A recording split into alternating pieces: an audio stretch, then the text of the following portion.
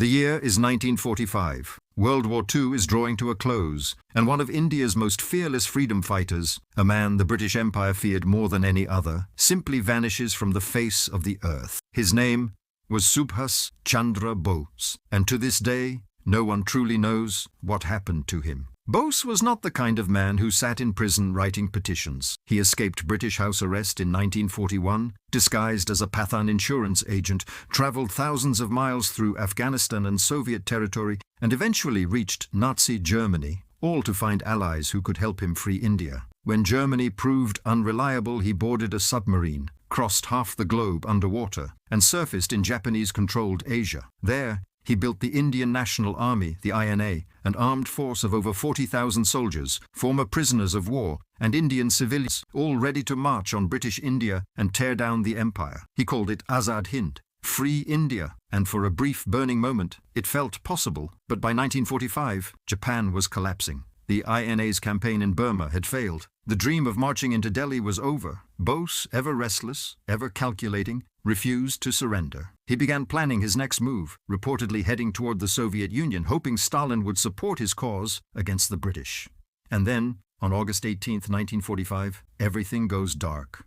The official story says Bose boarded a Japanese bomber at Taihoku airfield in Taiwan. The plane, overloaded and struggling, crashed shortly after takeoff. Bose was pulled from the wreckage, severely burned, and died hours later in a Japanese military hospital. He was 48 years old. But here is where history gets complicated and deeply uncomfortable. No independent witnesses verified the crash. No Western journalist was present. No official investigation was conducted by India or Britain at the time. The Japanese records were incomplete and contradictory. The hospital where he supposedly died was later found to have unclear documentation, and his ashes, kept in a Tokyo temple, were never brought home, despite decades of requests. More troubling still, in the years following 1945, hundreds of ordinary Indians across the subcontinent reported seeing Bose alive. Sightings came from Bengal, from Uttar Pradesh, from remote ashrams in the Himalayas. A holy man known as Gumnami Baba, who lived in Faizabad in Uttar Pradesh until his death in 1985, was long rumored by locals and some researchers to be Bose himself. When he died, investigators found in his room photographs of Bose's family, letters, military documents, and personal items that had no business being in the hands of a wandering monk. 3 official Indian government committees investigated Bose's death over the decades. The first 2 accepted the crash story, but the third, the Mukherjee Commission, which concluded in 2005, found that the plane crash story could not be confirmed, that the ashes in Tokyo were likely not Bose's, and that the truth remained unknown. The Indian government, controversially, rejected even this commission's findings. And then there are the files. For decades, the Indian government kept thousands of intelligence files related to Bose classified, locked away from historians, from his family, from the public. Why would a free,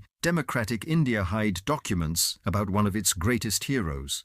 When files were finally declassified in batches from 2015 onward, they revealed that Indian intelligence agencies had been secretly surveilling Bose's own family members, his relatives in Kolkata monitored, their letters intercepted, for years after independence, as if the government itself was not sure he was dead. Some historians believe Bose reached the Soviet Union and was captured or killed by Stalin, who had no interest in destabilizing British India during post-war negotiations. Others believe he chose to disappear, disillusioned, defeated, unwilling to live as a footnote in someone else's version of India's freedom story. A few believe he lived quietly in India itself, watching from the shadows, as the nation he fought for took its first uncertain steps. What is certain is this: Subhas Chandra Bose was a man who escaped the